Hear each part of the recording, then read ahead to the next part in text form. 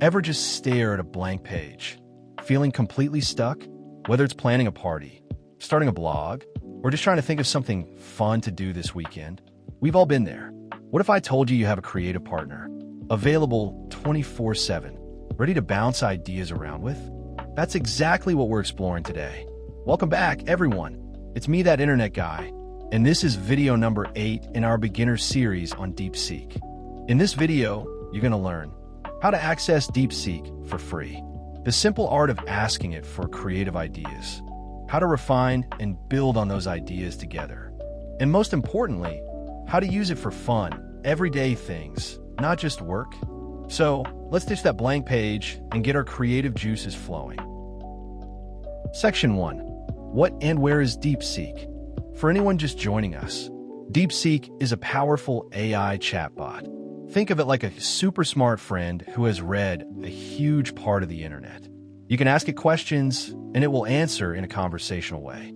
The best part? It's completely free. You don't need to download anything. Just open your web browser and go to chat.deepseek.com. That's it. You'll see a clean, simple chat box ready for your ideas. Today, we're focusing on the fun side of DeepSeek.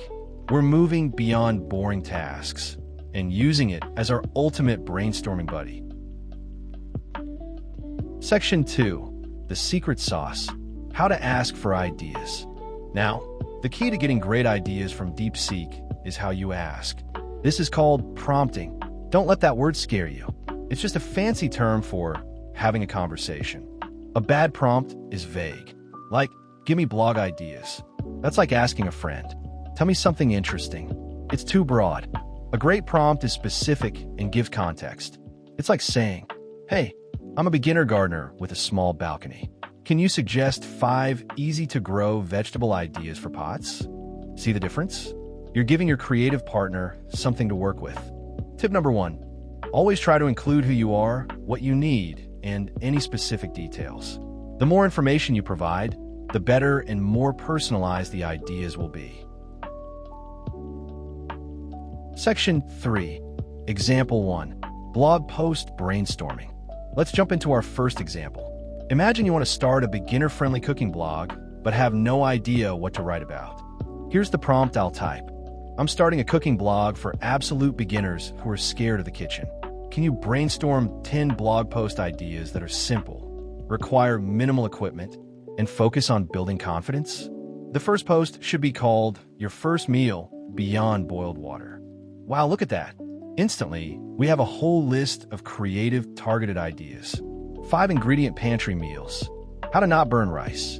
These are fantastic, empathetic starting points. Now, here's a pro tip. See something you like? Let's build on it. I can type a follow-up. I love idea number 2, Knife Skills 101. How to chop an onion without crying, literally or figuratively. Can you give me a simple outline for that blog post?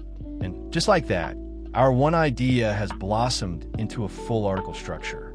This back and forth is the real power of brainstorming with DeepSeek. Section 4. Example 2. Party theme and baby names. Let's try 2 more fun examples to show its range. First, party planning. My prompt. My daughter is turning 6 and loves dinosaurs and the color purple. Suggest 3 fun birthday party themes that combine these 2 things. Include 1 activity and 1 food idea for each theme. Purple dinosaur discovery with a fossil dig activity? That's pure gold. It takes 2 random ideas and merges them creatively.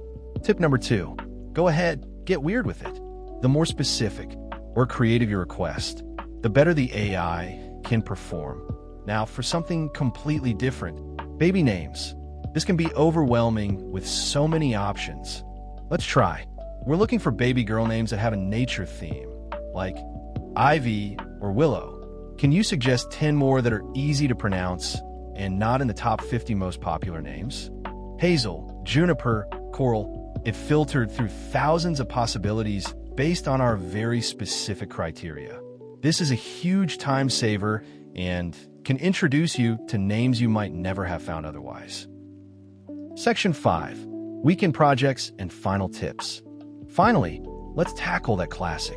I'm bored weekend. Prompt.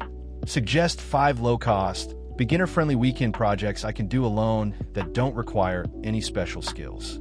I have access to a basic toolkit and a printer. Building a birdhouse, creating a photo mosaic, perfect. It gives you a starting point and a small sense of accomplishment. Before we wrap up, here are my final tips to make you a brainstorming pro. Tip number 3, iterate, don't settle. If the first list isn't perfect, just say, "Can you give me 5 more, but make them more focused on X?" Tip number 4, use the regenerate button. If a response feels off, just hit the regenerate button for a fresh take. Tip number 5, there are no bad ideas. In brainstorming, quantity leads to quality. Ask for 20 ideas knowing you'll only love a few.